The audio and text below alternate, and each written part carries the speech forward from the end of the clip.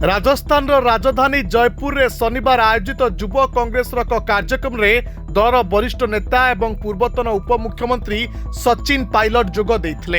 ए समय बीजेपी उपरे से खूब वर्षिछंती। संसद रे धस्ताधस्ती मामला को नहीं चलीथिबा विवाद मध्यरे राहुल गांधी को समर्थन करिछंती। पायलट कहिछंती जे आमे आम नेता को जानिछु। राहुल गांधी भली नेता जे निज पिता हत्याकारी को क्षमा कर देइछंती से कोनोसी व्यक्ति सह धस्ताधस्ती करि पारिबे नाही।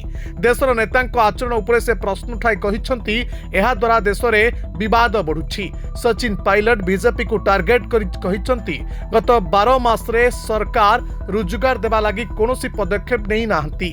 युव कांग्रेस सरकार को निद भांगिबा पाई कार्य करुछि।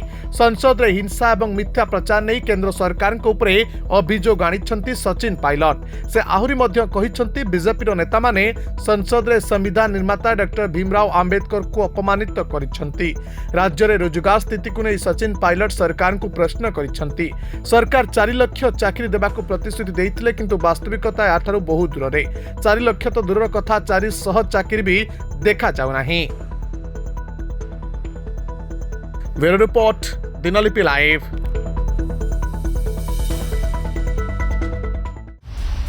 दिनलिपि लाइव को एबे ही लाइक शेयर सब्सक्राइब करंतु।